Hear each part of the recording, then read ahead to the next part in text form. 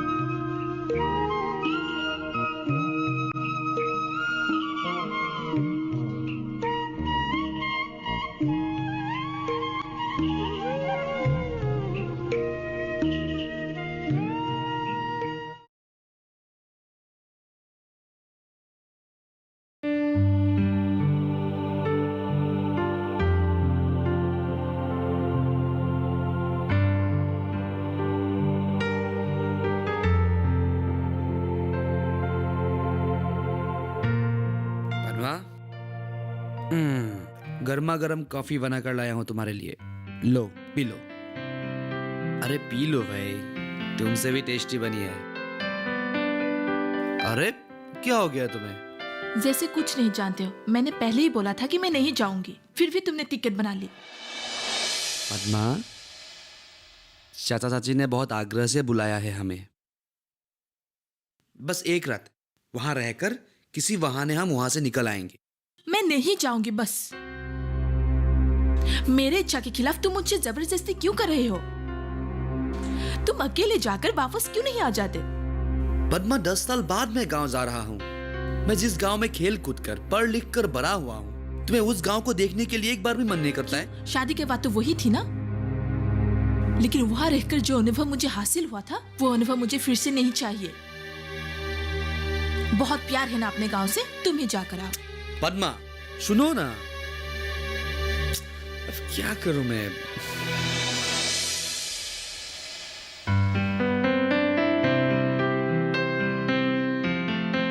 सुनिए, आप जाकर वो 2 नारियल तोड़ लाइए तो। रुको, मैं कुछ हिसाब कर रहा हूँ, थोड़ी देर बाद ला कर दे। ठीक है। सुनो। हाँ? अचानक ये नारियल की क्या जरूरत आन पड़ी? क्यों, आप भूल गए? वो रूपम और पद्मा जो आ रहे हैं।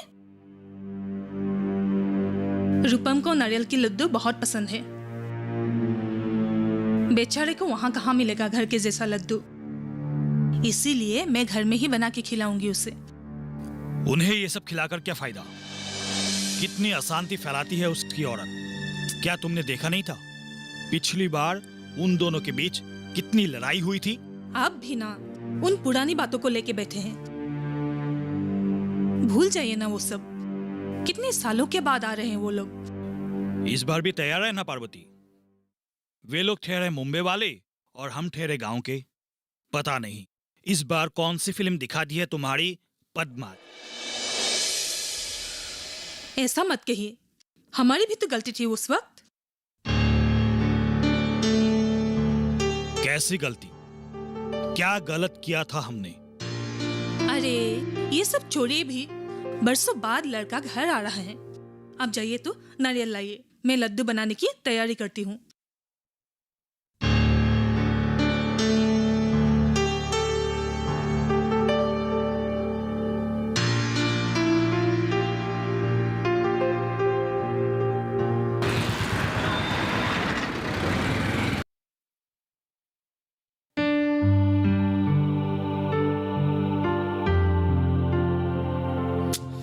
अब कैसे मनाओ इसे? जीजू, प्रबाल, तुम आ गए? क्या बात है, इतना हड़बड़ में बुलाया जो? तुम बैठो ना।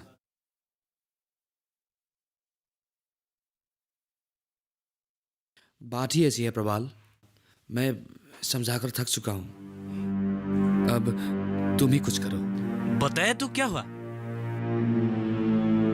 प्रबाल, एक विशेष कारण से मुझे गांव जाना पड़ रहा है। चाचा चाची के साथ मैंने बात की, वो लोग कह रहे हैं कि हम दोनों जाएं। बरसों हो गए हैं हमें देखे हुए, वे हमें देखना चाहते हैं। अच्छा, ये बात है। पर तुम तो अपनी दीदी को जानते ही हो, अपने जिद पर अड़ी रहती। वो कह रही है कि एक दिन के लिए भी वो हमारे गांव नहीं जाएगी। अब मैं क्या करूं बताओ? मेरे साथ रहने के लिए उसे कोई प्रॉब्लम नहीं है, लेकिन गांव नहीं जाएगी वो। अब टिकट भी हो चुका है, समय भी ज्यादा नहीं है, इसलिए उपायांतर होकर मैंने तुम्हें बुलाया है। अब तुम ही उसे समझा कर देखो। मेरे समझाने से वो थोड़ी ना मानेगी, बहुत जिद्दी है। फिर भी एक बार समझा कर तो देखो, मान जाए तो ठीक है। ठीक है, मैं एक बार कोशिश करके देखता हूँ।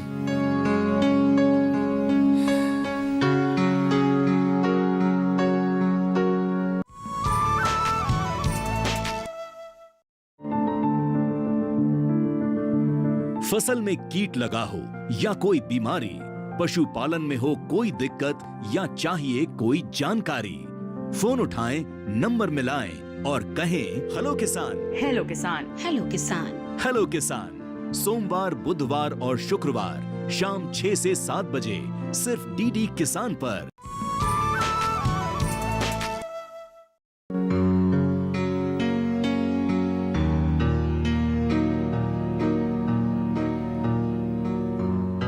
दीदी, सुना है तुम गांव जा रही हो?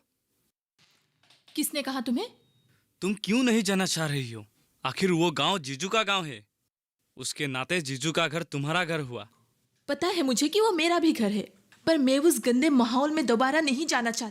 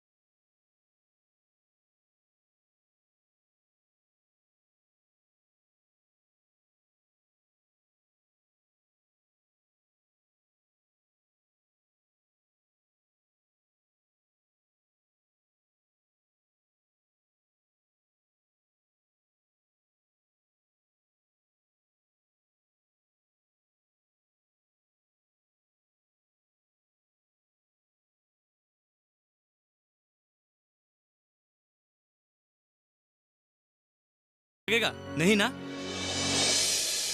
वैसे भी तुम्हारी ये सब बातें जीजू को सुपते होंगे। तुम दोनों मिर्शेट हो, ऐसे की भी कोई कमी नहीं है। वहां जाकर कहीं और रह लेना। एक बार जाकर तो देख लो। 10 साल बाद कौन जाने वहां क्या माहौल होगा। गुवाहाटी पास ही तो है, मैं होटल में रह लूंगी और रूपम गांव में रहेगा।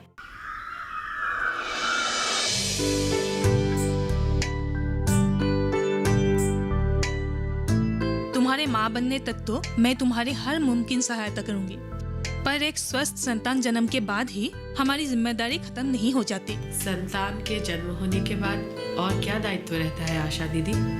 हाँ, रहती है। संतान पैदा होने के 1 साल तक ये समय काफी सावधानियों से गुजरना पड़ता है। काफी संजीदा होता है ये समय संतान के लिए। इस दौरान संतान को 6 बीमारियों से बचाने के लिए 5 बार टीकाकरण करना जरूरी है। 5 बार?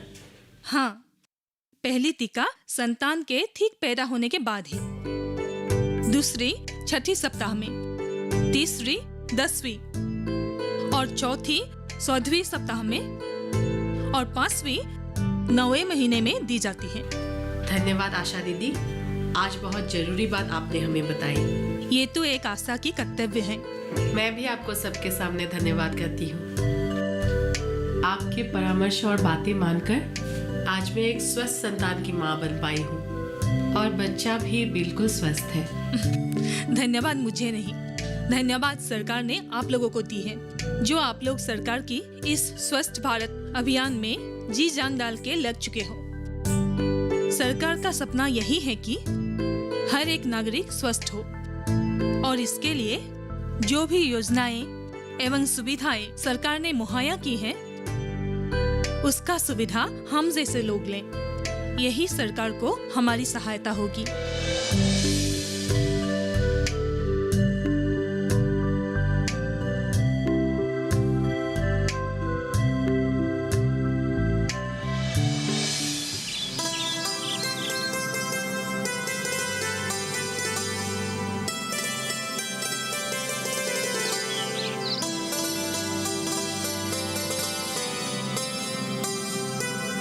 कुमुद,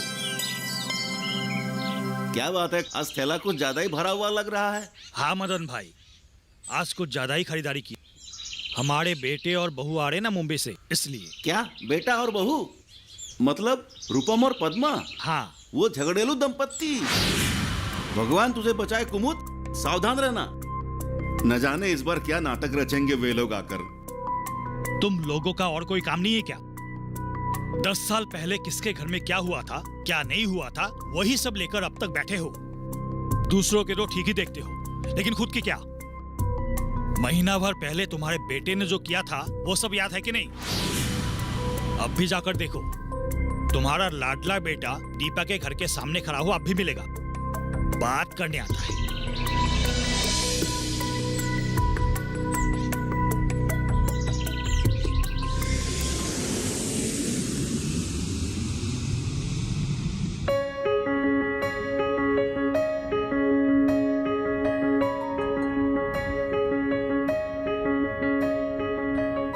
तुमको मैं दोबारा नहीं कहने वाली, मैं इसी गाड़ी में वापस जाऊं।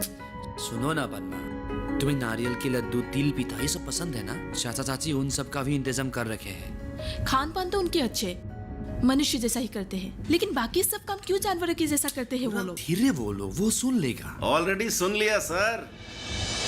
दीदी, आपकी तरह मुझे भी पहले गांव पसंद नहीं था, लेकिन किस्मत में धर्मपत्नी गांव से ही मिली और अब फुर्सत मिलते ही गांव की ओर चल पड़ता हूँ, अपने ससुराल। गांव का खाद्य, वातावरण और वहाँ के आदर सत्कार शहरों में कैसे मिलेगा? वही तो, गांव में ही तो हमारा आधार है। शहर की यांत्रिक जिंदगी छोड़कर जब मैं गांव आता हूँ तभी मुझे बहुत सुकून मिलता है, इसलिए मैं गांव आते रहना चाहता हूँ। ये लो।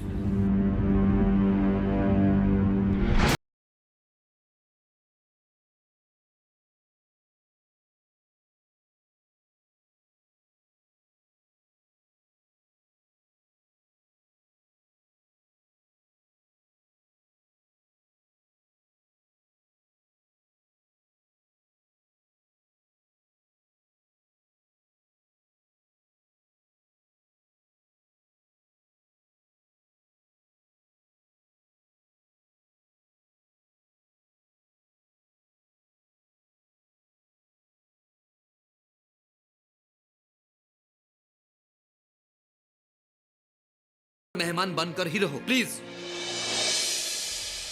एक पल भी मैं यहाँ नहीं रहने वाली, मैं जा रही हूँ बस। ये क्या पागलपन है पद्मा? पद्मा, अभी तक तो ठीक हूँ, अगर कुछ देर और रहूंगी तो जरूर पागल क्या हो कर रही हो तुम? समझने की कोशिश करो प्लीज। कहाँ जाओगी तुम? पद्मा देखो, ऐसे चले जाने से चाचा चाची क्या सोचेंगे? सोचेंगे कि साफ सफाई नहीं रखने से बहू उनके घर नहीं रहने वाली। अरे तुम क्या बके जा रही हो? ऐसे तुम पद्मा, पद्मा, बहू,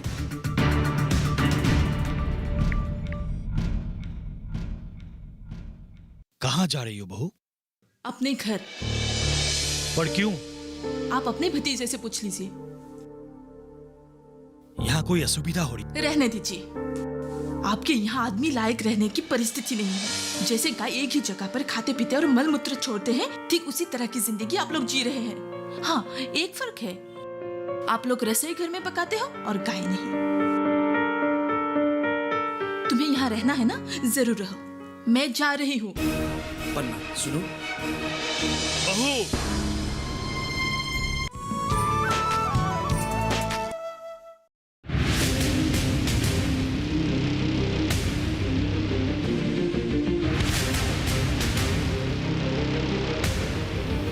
जब तपती है धरती, सूरज उगलता है आग, ठंड में जब सर्दी जमा देती सबके हाल, सब छुप जाते अपने अपने घरों में, तब बाहर निकलता सिर्फ एक इंसान, भरने के लिए हम सबका पेट, खून को पसीने की तरह देता बहा, थक जाता, झुलस जाता, हो जाता बीमार, तब उसकी सेहत का ध्यान रखता सिर्फ डीडी किसान।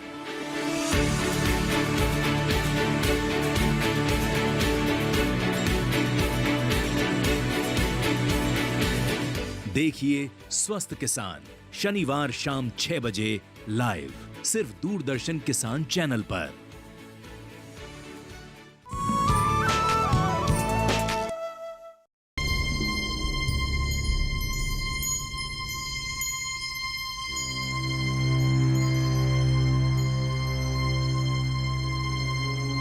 तेरी पत्नी ने तेरे सामने इतनी बातें सुना गई और तू चुप रहा। दरअसल इन सब चीजों की आदत नहीं है उसे, इसलिए। आदत की बात छोड़, तेरे सामने कोई हमें गाय बकरी कहकर चली गई और तू चुप रहा। मैंने कभी सोचा भी नहीं था कि तेरे सामने कोई हमें इस तरह अपमान करके चली जाएगी और तू चुप बैठा रहेगा। सुन रूपम, अगर तुझे भी यहां कोई असुविधा हो रही है तो अभी के अभी तू यहां से जा सकता है। चाचा जी,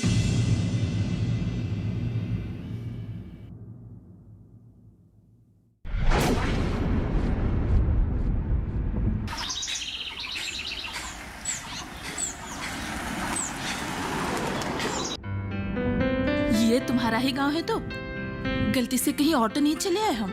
ये तो दूसरा गांव होना नहीं चाहिए, ये रंगीलपरा हमारा गांव ही है। ये निश्चित है कि ये तुम्हारा गांव नहीं है। अरे रास्ता देखो, घरों को देखो। मुझे नहीं लगता ये तुम्हारा गांव है। पद्मा, मुझे कंफ्यूज मत करो, ये मेरा ही गांव है।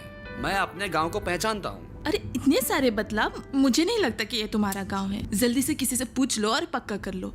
वापस भी जाना है मुझे। ठीक है, मैं पूछता हूँ। भैया थोड़ा गाड़ी रोक दीजिए तो मैं पूछ लेता हूँ। हाँ, यहीं पर मैं पूछ के आता हूँ।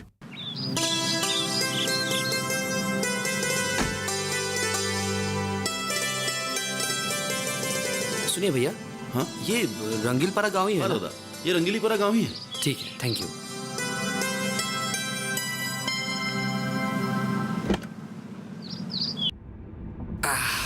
हमारा गांव यही है। चलो भैया।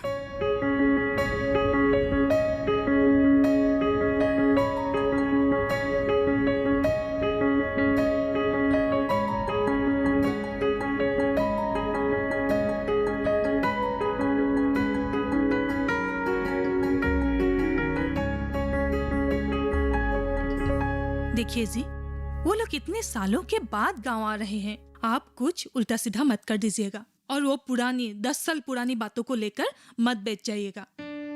तब बहू नहीं थी, ढेर सारी चीजों के बारे में उसको समझ नहीं थी। समझ नहीं थी? क्या वो नाबालिग थी? अरे वो रूपम की बहू बनकर आई थी और आते ही हमारे अपमान करके चली गई। पता है हम अपमानित हुए थे, पर गलती हमारी भी तो थी ना। हमें भी समझना चाहिए था उसकी हालत। शहर से एक लड़की आकर उस तरह की माहौल में टीक पाना सहज बात नहीं है। पर कम से कम हमारी उम्र और रिश्ते का तो लिहाज करना चाहिए था ना। थोड़ा सा तो सम्मान करना चाहिए था ससुर होने के नाते। सम्मान?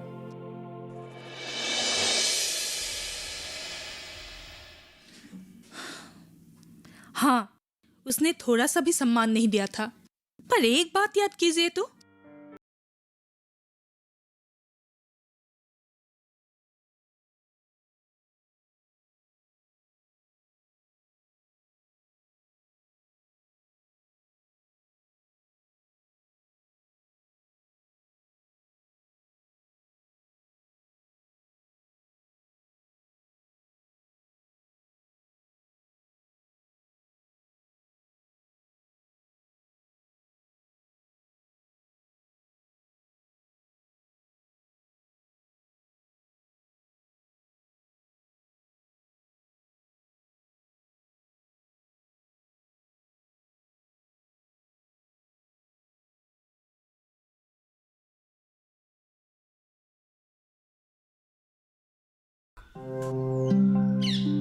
हमें तो लग रहा था हम रास्ता भूलकर कहीं और आ गए हैं। इतना परिवर्तन।